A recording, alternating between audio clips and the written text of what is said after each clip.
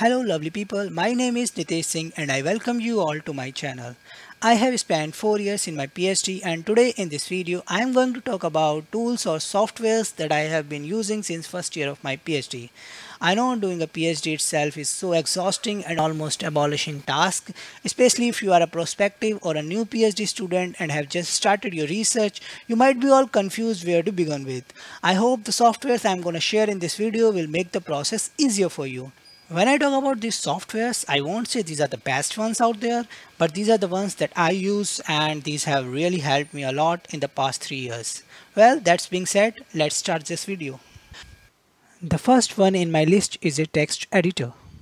If you've just begun your research and reading a lot of research articles and possibly want to make quick notes of important things you come across, only for this purpose you can do this on Microsoft Word. Obviously we are well familiar with it. It is an easy to use software and most of the time it comes with your Windows, so you don't need to put any extra money in purchasing it. Although it is not a bad choice for your initial documentation, but in the long run when you start writing your research articles, I would highly recommend you to move to LaTeX. Well, it's an open source software and it is free of cost. I have added a link to download the latest version of LaTeX in the description box below to check it out. There are many reasons to learn LaTeX. Many of you might have heard about it before, but for some reasons have not started using it, perhaps because it involves a little bit of programming and coding. And if you are not a coding person, it doesn't matter actually. You can easily learn LaTeX. It will make your life much simpler and will save a lot of your time and efforts. Just a line of code can format the whole paper. On the other hand, in Microsoft, you need to do these things manually all the time, which makes it a hectic process. Well, this will all start making sense to you when you begin to use it yourself. Many reputed journals like IEEE provides template in LaTeX format. You can easily download it from their websites and use it.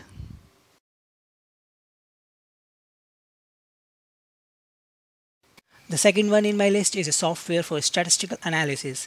There are several options available for doing statistical analysis such as Excel, Origin and R. You can use any one of these.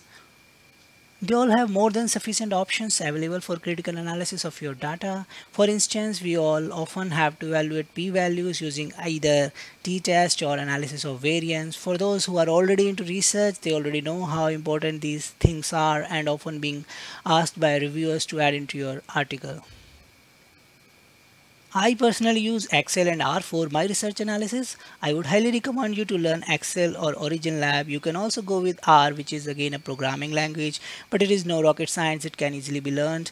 Also, R is very useful when you are dealing with a large amount of data set, since it is a programming language and will possibly do your analysis much faster. But my choice is still to use Excel. Unless you don't deal with a large amount of data set, you can create all sorts of graphs and use the formulas for deeper analysis of your data set. Let's move on to the next one. Third one in my list is a reference manager. A reference manager comes to be the most handy tool to manage all those tons of papers that you have been reading or will probably read during your PhD. I use Jotaro. The other option is Mendeley. Both have incredibly strong functionalities. The merits of using a reference manager are so many to list. It conveniently manages all the articles and quickly adds citations. You can select preferences to add what style of reference you want to set. On one click, it will write all the bibliography for you.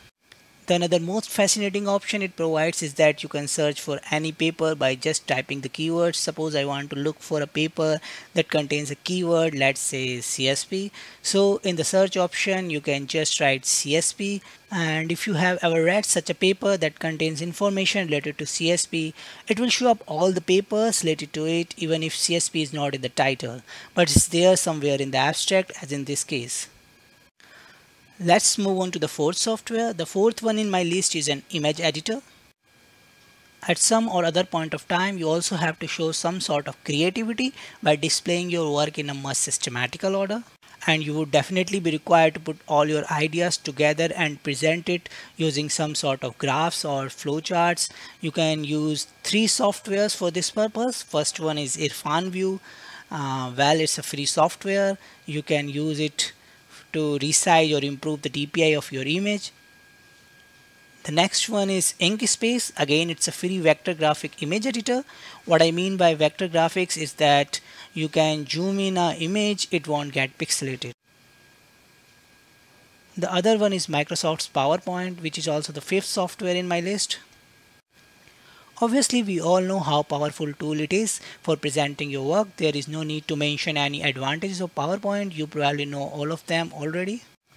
But one piece of advice that I would like to give you: whenever you click with a new idea, always try to make a pictorial representation of it and keep updating it with time. You can possibly do this on PowerPoint.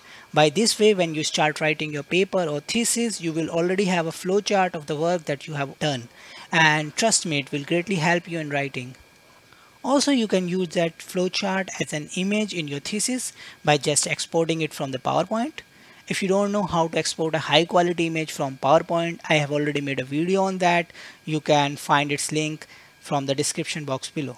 Alright guys, that's it for this video. For those who are new to research or prospective student, I welcome you all. Congratulations and wish you all the success in your future endeavors.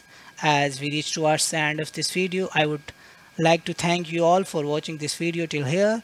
If you like this video, please click the like button below and subscribe to this channel.